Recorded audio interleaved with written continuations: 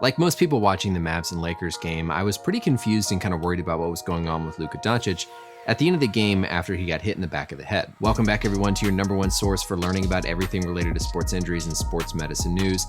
In this video, we're going to take a look at what exactly transpired here at the end of the Mavs-Lakers game with Luka Doncic getting hit in the head. I honestly have some questions about how this whole situation transpired, and so now that we've gotten some more information, now that the game has ended, I want to just make this video to kind of share some of my opinions and insights on how this whole situation unfolded. Make sure and subscribe if you'd like this type of content and want to stay up to date with future videos. Let's get started. The play itself didn't really look all that high impact, and certainly basketball is not one of the sports we worry about concussions in as much compared to something like football. He's clearly in a lot of pain after this happens, but that could have just been from the fact that his skin was broken on the scalp and he required a few stitches after the game. But I, similar to most people watching, including the announcers, we're pretty worried about whether or not he had suffered a concussion. Now that the game is over, we've gotten reporting that Luka said he actually went through the concussion protocol both right after the hit and then after the game and passed both times.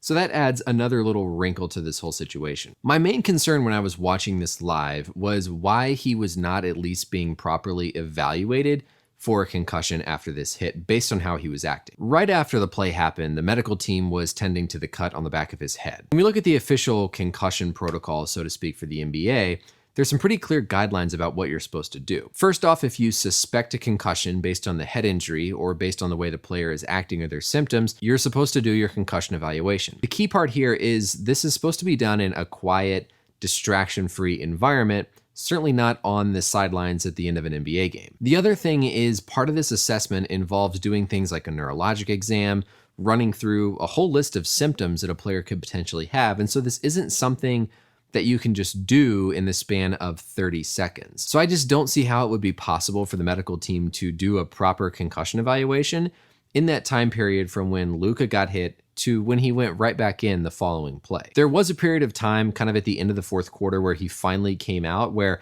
maybe they were doing something on the bench. But again, I would have liked to have seen him gone back to the locker room if they're truly going to do their proper concussion assessment. These situations are always really hard because we never want to take a player out of the game unnecessarily. If something like this happens in the first quarter of an early regular season game, it's a lot easier to take someone out, get him back to the locker room, and really give it that full attention. But it's harder to do that if it's the end of a really close game and he's your star player. That being said, the time point shouldn't matter by any means for when you're going to do your full concussion assessment. There's times that we can see a play happen and know that someone had a concussion. If they've lost consciousness, if they've had posturing.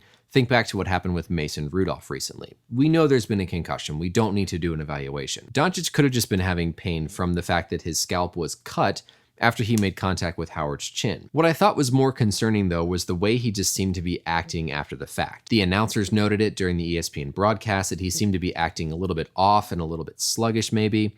And everybody watching the game on Twitter kind of had the same reaction. He seems to be acting funny, and the announcers even mentioned at one point they wondered if he would be put through concussion testing after the game. If that thought is even crossing someone's mind, that means you need to be doing concussion testing. Now that the game is over and Luka has said that he went through the concussion protocol after the game and passed it, we should be pretty reassured that he doesn't have a concussion. Now, symptoms can be delayed, and so I'm sure they're going to do concussion type testing on him tomorrow when they come in for practice and over the coming days. Now, I don't want to imply here that Luka 100% had a concussion and the medical team just missed it based on what we saw on TV. But I do think this is an appropriate conversation to have whenever these types of situations occur where there's some potential question about how these concussion evaluations might have been handled. We don't talk about concussions much in the NBA, but they should be treated with just as much attention and care as we do in sports like the NFL. Again, it's just hard to see how the medical team was able to do a proper concussion evaluation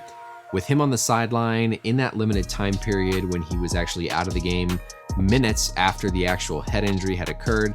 So there's enough things here that I really hope we get some more information from the team or from the NBA about how this whole situation was handled. Thanks though, as always, for watching everybody. Leave any questions or comments below. And until next time, we'll see you later.